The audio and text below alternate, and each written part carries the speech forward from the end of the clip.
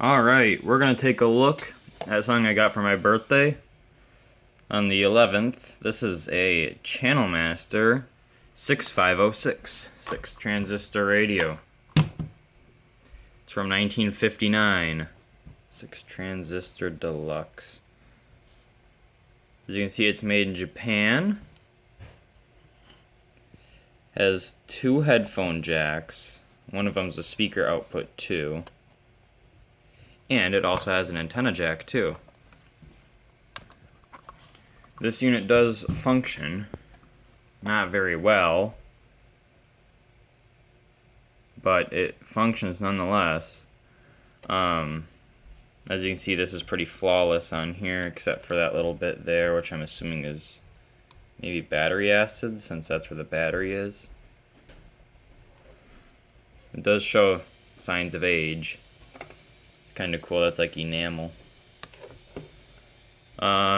This one has the civil defense marks there and there.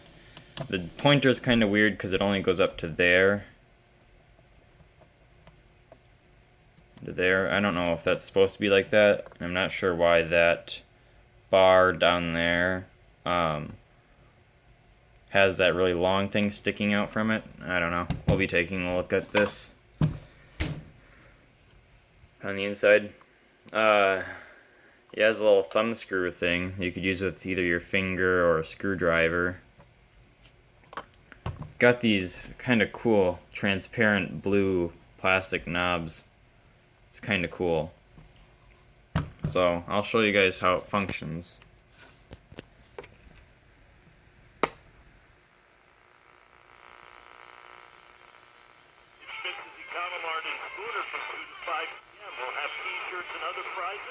Qualified for the pontoon.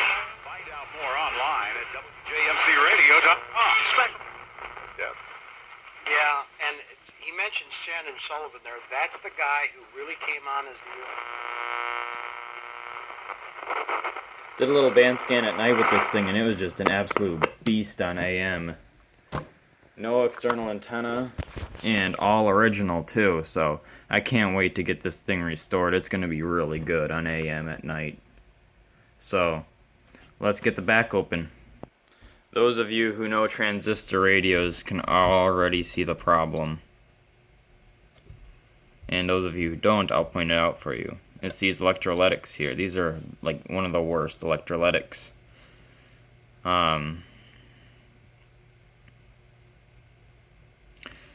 So, let me explain something here. I have a 9 volt connected to it. It's kind of a dead 9 volt.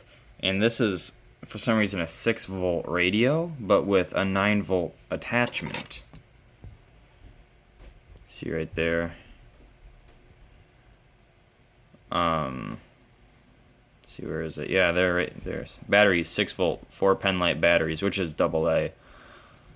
Old word for AA batteries. But yeah, that's kind of weird.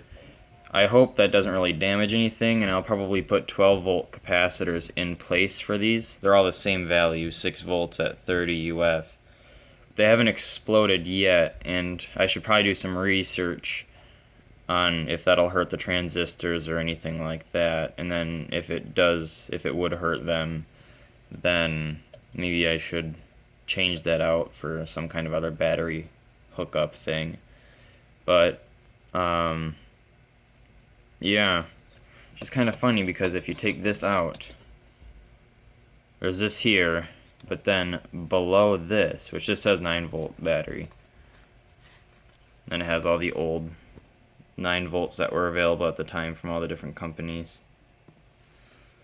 If you take that out, then there's this old battery label, which I don't even know if that's original. This unit was made between 1959 and 68. It was introduced in early 59. This unit is a 1959, I believe. The old ones were red, and then the newer ones were all black. And I bought this for my birthday, because my parents were going to get me one, but then they didn't know what one I wanted, so then I just picked it out. So, let's get the circuit board out. So here we have the board out. I really hate working with this type of circuit board since the traces kind of melt into each other if you hold a soldering iron on it too long. I did build 2 transistor radios. I'll show that. Built 2 of these transistor radios. Shango 66 has built one. One of those, I guess 2 of those.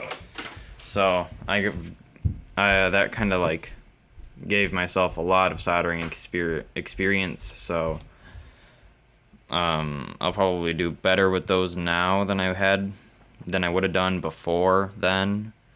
But it's still kind of nerve-wracking to work on a board like this because you just got to be so delicate with those leads.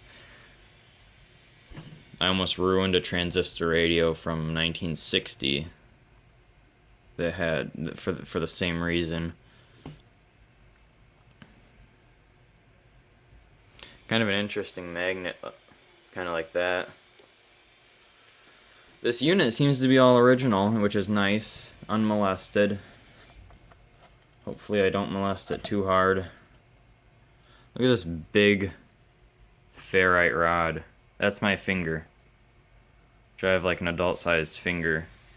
That's a huge ferrite rod. There's my thumb. Up to it. This radio is bigger than I was expecting. There's another electrolytic up there, that gray thing. That's probably in bad shape. That should be an easy one to replace. You just snip the leads, then you kind of branch something across the old leads. So that one I shouldn't have a problem with.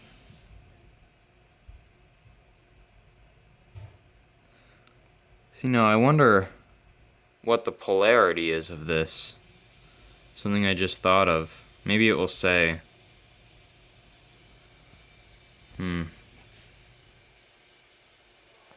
Yeah, looks like it says. Well,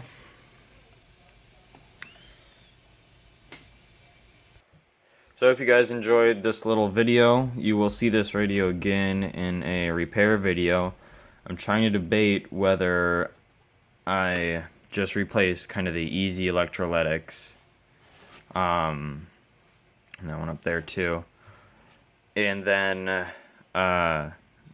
just either not use this very much, or else maybe when I'm more experienced I can change the other ones, or else just trying to change all of them, which would risk me breaking the unit because I'd have to get this off, like the pointer dial thing, and like the knobs and all kinds of stuff back there. So I guess I'll debate that. I'll kind of sleep on it for a while, and then in my next video when I repair this unit I will have an answer on whether I'll be doing a full repair or just a partial repair on the easier parts, just to get it working a little bit better so I can put more hours on this unit. Anyways, thank you for watching, and there will be more videos to come later.